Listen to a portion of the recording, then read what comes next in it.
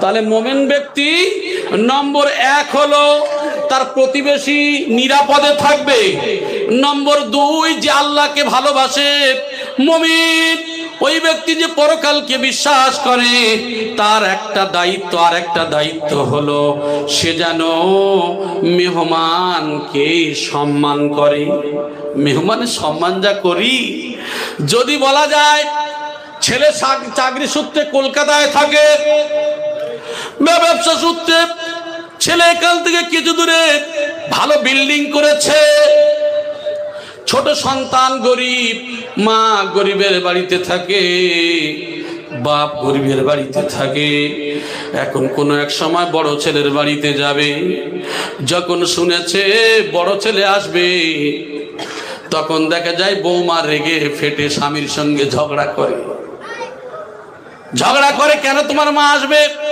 এইসব বৃদ্ধ বয়সে ভালো লাগে না, এইসব আসলে কত সমস্যা, কত ঝামেলা। স্বামীর মা স্বামীর বাপকে টানতে বড় কষ্ট। আর যদি বলা যায় তোমার মা তোমার বাপ আসবে, তখন মেয়েরা খুশি হয় না কথা বলেন। আবার পুরুষরাও এমন আছে, শ্বশুর শাশুড়িদেরকে ভালোবাসে না, শুধু কিন্তু তাদের মালটা ভালোবাসে, ঠিক কিনা? 1 নম্বর মাল কি বলেন তো? বালিশ মন্ত্রী। নম্বর 2 তারপরের মন্ত্রী হলো টাকা, খাট, গদি, ড্রেসিং টেবিল, আলমারি, সোনা দানা, হীরা জহরত, মণি মুক্তা। তাহলে ধান্দায় শ্বশুরের ভালোবাসে, শাশুড়ির ভালোবাসে মালের জন্য, আসলে অন্তর দিয়ে ভালোবাসে না। তোমার বাপ মা যে এখন ভালোবাসবে, ঠিক তোমার শ্বশুর শাশুড়ির ভালোবাসা ওই রূপ বাঁচতে হবে। মেয়েদের অভ্যাস শ্বশুর শাশুড়ি যেন না আসে, এরা কি করে নিজের বাপ মার চায়। আর অনেক আদারে ওলার বাগারে তেঁতুল, ঠিক কিছু ছেলে আছে ওইরূপ, যে শ্বশুর শাশুড়ির দেখতে পারে না, শুধু মাল চায়।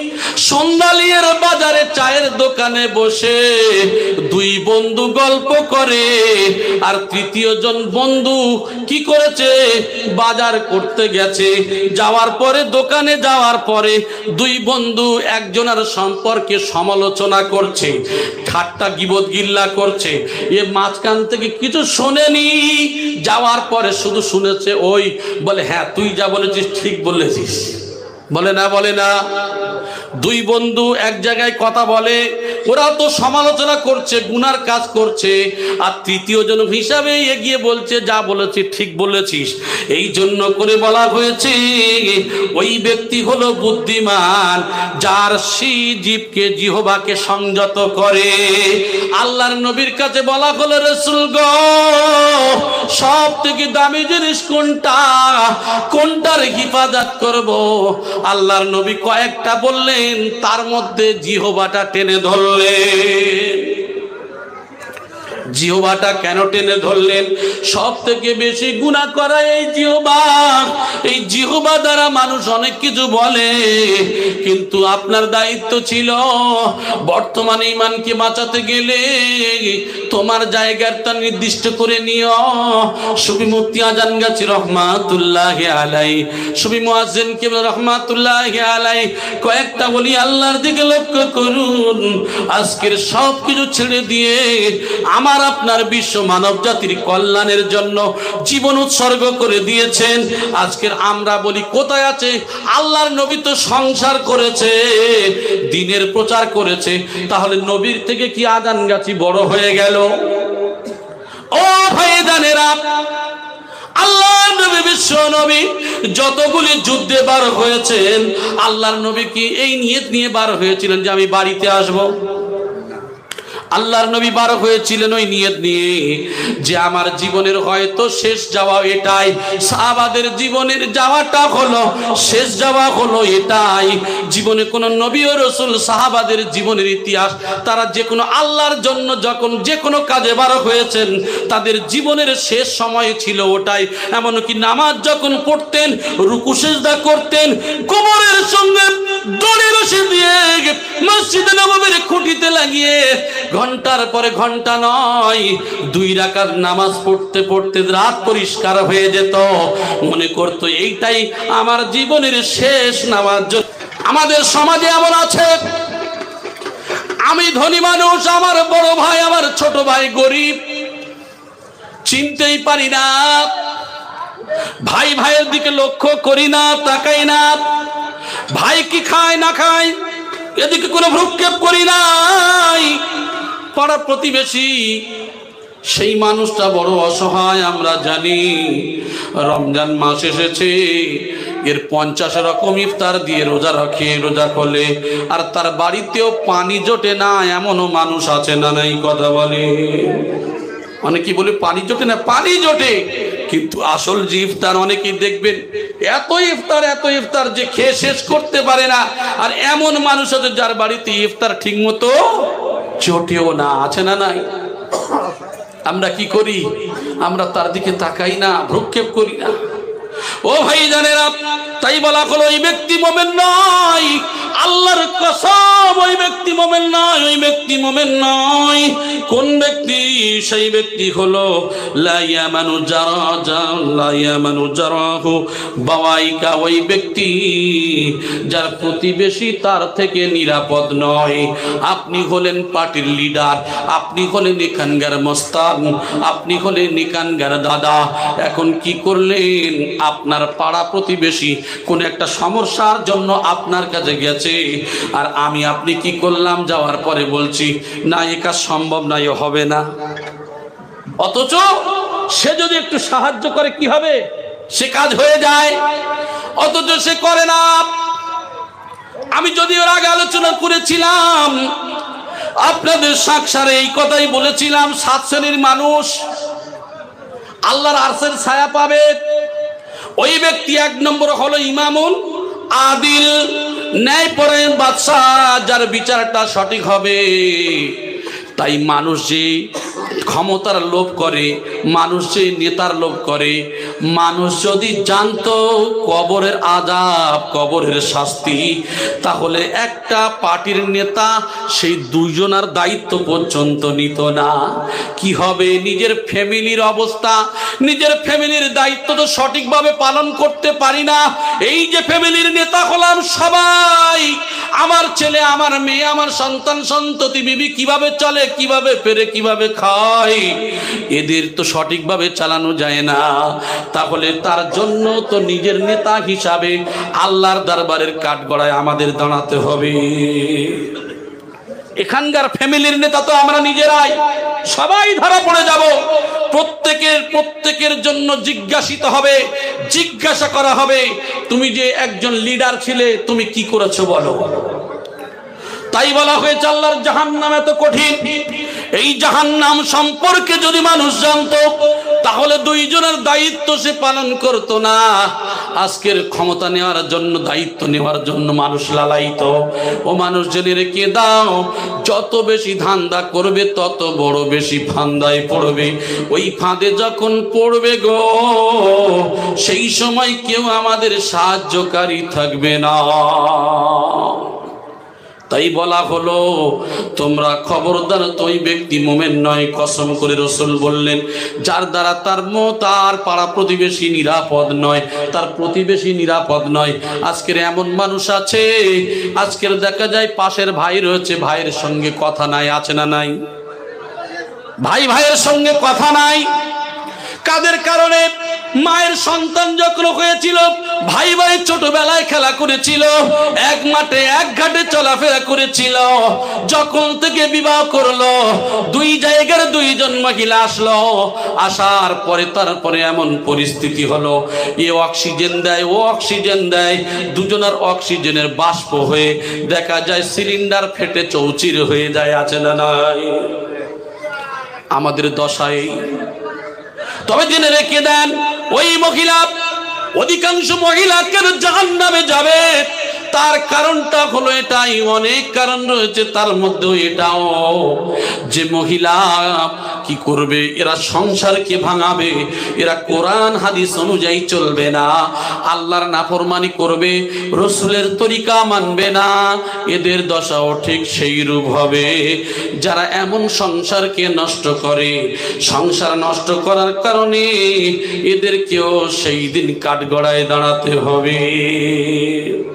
আমার ভাই জানেন, তাহলে আমাদের বুঝতে হবে ওই ব্যক্তি প্রকৃত মুমিন যার দ্বারা প্রতিবেশী নিরাপদে থাকে। অন্য জায়গায় বলা হয়েছে, আনাস ইবনে মালিক রাদিয়াল্লাহু তাআলা قال رسول الله صلى الله عليه وسلم لا يدخل الجنة لا يأمن جاره بوائقا। হযরত আনাস রাদিয়াল্লাহু তাআলা এর বর্ণনা, রাসূলুল্লাহ সাল্লাল্লাহু আলাইহি ওয়াসাল্লাম জানাচ্ছেন, লা ইয়াদখুলুল জান্নাহ, ওই ব্যক্তি জান্নাতে যেতে পারবে না। কোন ব্যক্তি সে? ওই ব্যক্তি জান্নাতে যাবে না যার দ্বারা তার প্রতিবেশী নিরাপদে থাকে না। তাহলে নামাজও তো পড়ি, রোজাও রাখি, যাকাত দিই, টাকা থাকলে যাকাত হজ সব করি, দান ধ্যানও করি, কিন্তু আমার পাশের ভাইয়ের সঙ্গে, প্রতিবেশীর সঙ্গে সম্পর্ক ভালো নয়। এখানে তো একটা কসম করে রসুল বললেন, এখানে আবার বললেন লা ইয়াদখুলুল জান্নাহ, ওই ব্যক্তি যাবে না কোথায়? জান্নাতে। কোন কারণে? লা ইয়ামানু জারুহু বাওয়াইকা, যার দ্বারা তার প্রতিবেশী নিরাপদ নয়, ওই ব্যক্তি জান্নাতে যাওয়া বড় কঠিন। এই প্রসেসে যদি দেখা যায় অধিকাংশ মানুষ আমরা কিন্তু ধরা পড়ে যাব। আমাদের জায়গাটা কোথায় হবে একটু ভেবে দেখেন। আমার ভাই জানেরা, হযরত আবু হুরায়রা রাদিয়াল্লাহু তাআলা বর্ণনা, আনা আবি হুরায়রা রাদিয়াল্লাহু তাআলা قال رسول الله صلى الله عليه وسلم من كان يؤمن بالله واليوم الآخر فلا يؤذ جاره ومن كان يؤمن بالله واليوم الآخر فليكرم ضيفه ومن كان يؤمن بالله واليوم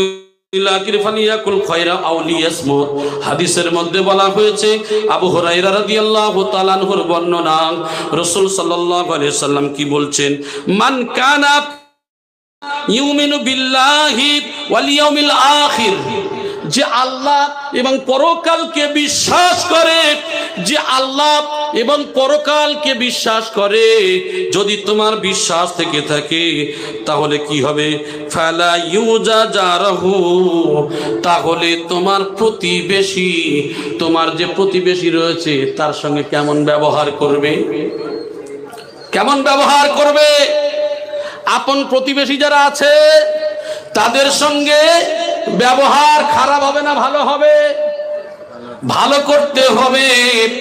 তাহলে আল্লাহর প্রতি, পরকালের প্রতি যদি তোমার বিশ্বাস থাকে, তুমি যদি মুমিন হও গো, তাহলে মুমিন ব্যক্তি কোনোদিন এই কাজ করতে পারে না। তাহলে তার সম্পর্ক রাখতে হবে কার সঙ্গে? একমাত্র পাড়া প্রতিবেশীর সঙ্গে মহাব্বত রাখতে হবে।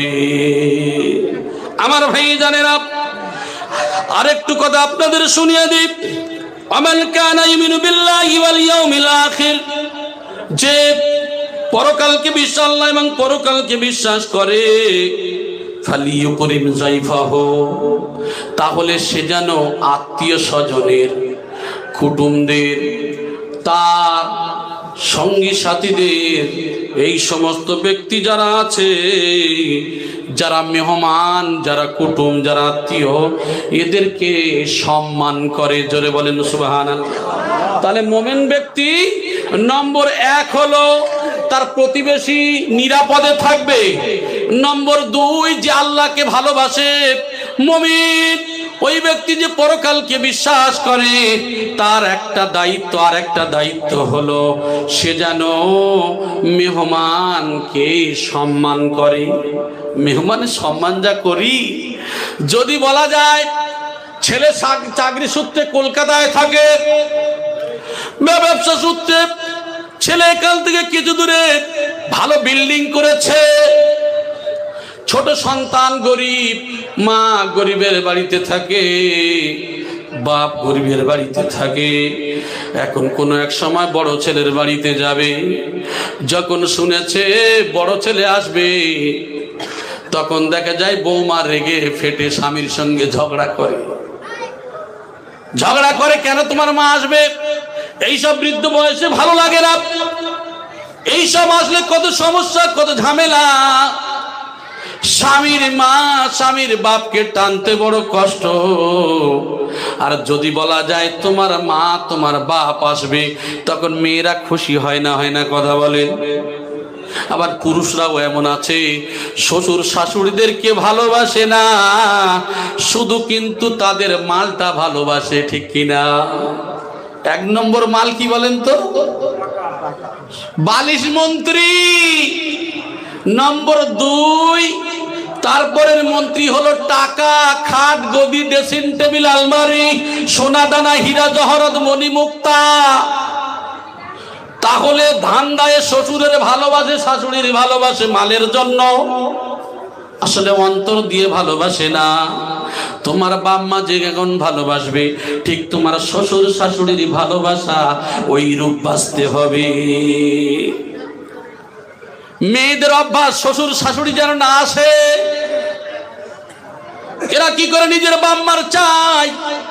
আর অনেক আদারে ওলার বাগারে তেঁতুল, ঠিক কিছু ছেলে আছে ওই রূপ, যে শ্বশুর শাশুড়ির দেখতে পারে না, শুধু মাল চাই।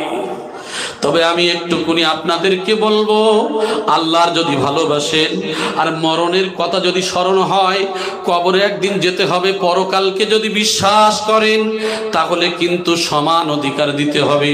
মহাব্বত, ভালোবাসা। ও বিবি, তোমার দায়িত্ব তোমার শাশুড়িকে ভালোবাসবে। ও ছেলে, তোমার দায়িত্ব তোমার শ্বশুড়ি, তোমার বাম্মাকে, তোমার শ্বশুর শাশুড়িকে ওই রূপ ভালোবাসবে। একে অপরের মহাব্বতে আল্লাহর রহমত বর্ষণ হয়। জোরে বলেন সুবহানাল্লাহ।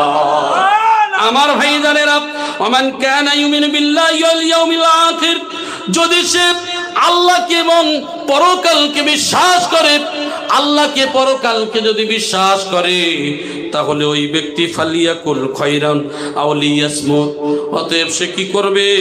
সে কোনো ভালো কথা বলবে। ভালো কথা যদি না বলতে পারে, অন্তত পক্ষে যেন সে চুপ থাকে।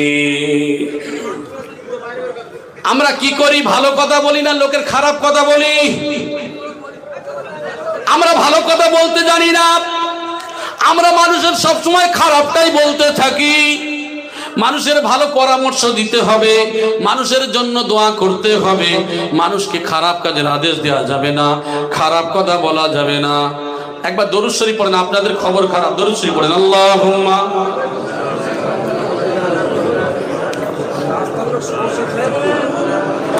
আসলে জায়গারও সমস্যা, আর কিছু কিছু ভাইরা এরা ওটাউটি করছে। এই কম বয়সী ছেলেরা এরা উঠছে কেন? পেশাবের গন্ডগোল আছে নাকি? হ্যাঁ, এই বয়স্ক বাবাজিরা এরা তো বসে আছে, এরা ডায়াবেটিস তো এনাদের ধরেছে, কিন্তু ছেলেদের ডায়াবেটিস ধরে নিয়েছে। আসলে ফোন থেকে থেকে সর্বনাশ করে ফেলেছে, বুঝতে পেরেছেন? আমার ভাই, এই সামান্য 2-3 ঘন্টার মজলিস একটু চেপে বসতে হবে। এই মজলিসে একটু মহাব্বত করে যদি বসে যদি শোনা যায়, এটাই হয়তো নাজাতের ওসিলা হতে পারে। একবার জোরে বলেন সুবহানাল্লাহ। তাহলে যে আল্লাহ এবং পরকালের প্রতি বিশ্বাস করে, নম্বর 3 হলো সে কোনো ভালো কথা বলবে, আর না হলে সে চুপ থাকার চেষ্টা করবে। চুপ থাকাটাও একটা জ্ঞানী বুদ্ধি কাজ, ঠিক কিনা বলে? তাহলে আমার আপনার কি করতে হবে? আমরা এত ভালো কথা বলি, এত বেশি দোয়া করি, সন্ধ্যালিয়ার বাজারে চায়ের দোকানে বসে 2 বন্ধু গল্প করে, আর 3য় জন বন্ধু কি করেছে? বাজার করতে গেছে। যাওয়ার পরে, দোকানে যাওয়ার পরে 2 বন্ধু একজনের সম্পর্কে সমালোচনা করছে, ঠাট্টা গীবত গিল্লা করছে। এ মাঝখান থেকে কিছু শোনেনি, যাওয়ার পরে শুধু শুনেছে। ওই বলে, হ্যাঁ তুই যা বলেছিস ঠিক বলেছিস। বলে না? 2 বন্ধু এক জায়গায় কথা বলে, ওরা তো সমালোচনা করছে, গুনার কাজ করছে, আর তৃতীয় জন হিসাবে এগিয়ে বলছে যা বলেছি ঠিক বলেছিস। এই জন্য করে বলা হয়েছে ওই ব্যক্তি হলো বুদ্ধিমান যার জীবকে জিহ্বাকে সংযত করে। আল্লাহর নবীর কাছে বলা হলো রাসূল গো, সব থেকে দামি জিনিস কোনটা, কোনটার হিফাজত করব?